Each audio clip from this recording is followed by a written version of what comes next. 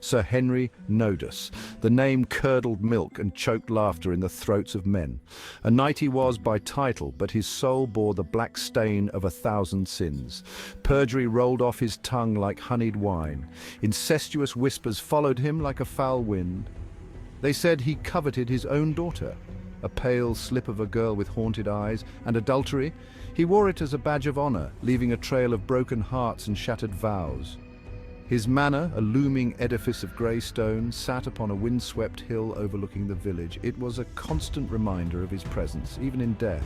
For Henry Nodus, wicked in life, found no peace in the hereafter. His death, when it came, was sudden, brutal. Some whispered of a jealous husband, others of a poisoned cup. Whatever the truth, the village breathed a collective sigh of relief. But their relief was short-lived. The reign of terror was far from over. At first it was just whispers, a chill wind whistling through the graveyard, a sudden inexplicable cold in a crowded room. Then the stories began. Farmers returning home late at night spoke of a figure on the road, tall, gaunt, cloaked in shadows. And always the same chilling detail.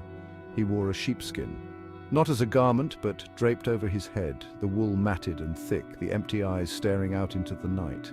Some said it was a symbol of his sins, a reminder of the innocent lambs he had led to slaughter. Others claimed it was a shroud, clinging to him even in death.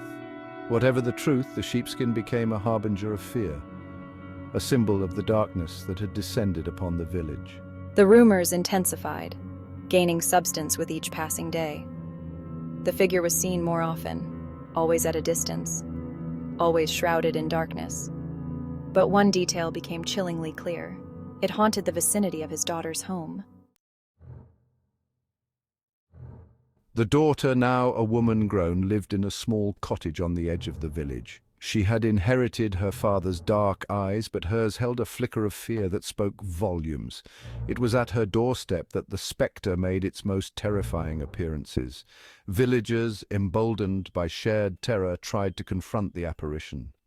One man, a blacksmith with arms like iron, brandished a crucifix, but the Spectre merely laughed, a hollow, echoing sound that chilled them to the bone.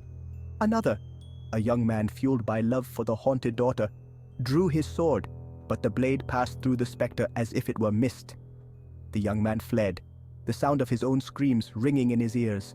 Fear became a living thing, seeping into the very stones of the village. The villagers barred their doors, shuttered their windows, but there was no escaping the terror. It was in the air they breathed, the nightmares that plagued their sleep.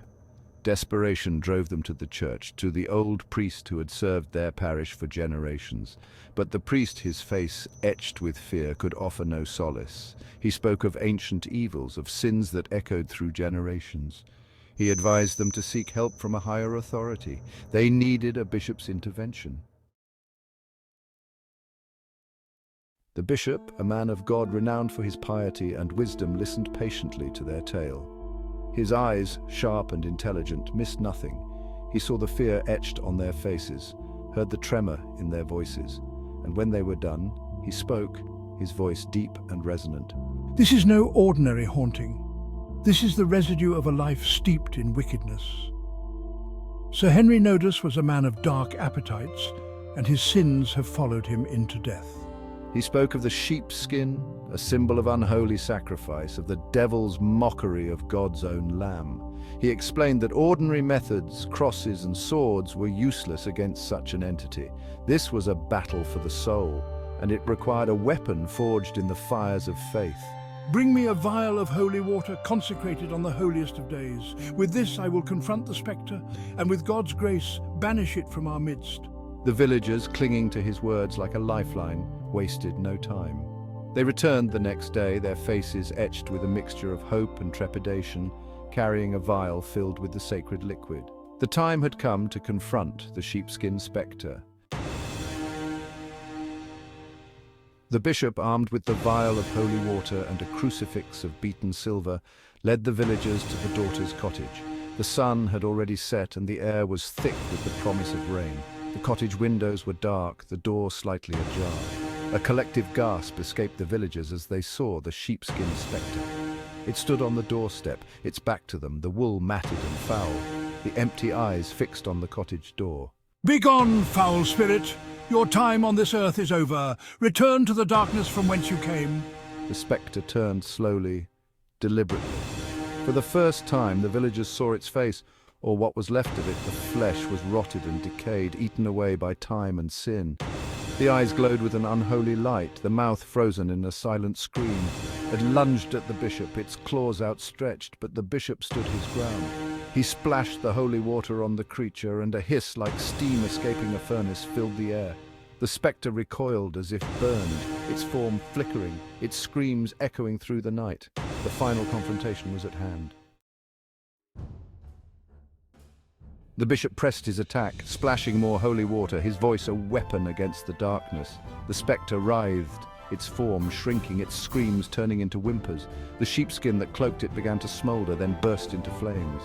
The stench of sulphur filled the air as the spectre shrieked one last time, a sound of pure rage and despair. Then, with a final flicker, it was gone, vanished into the night as if it had never been. Silence descended upon the village, broken only by the sound of their own breathing.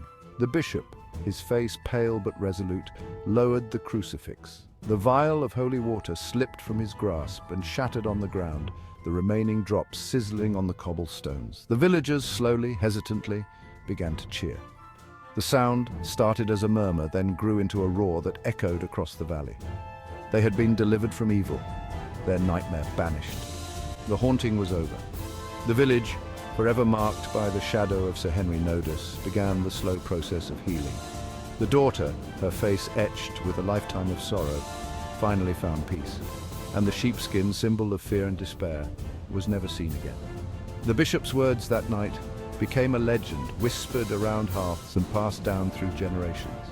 A reminder that even in the darkest of nights, faith, courage, and a vial of holy water can banish even the most terrifying of evils.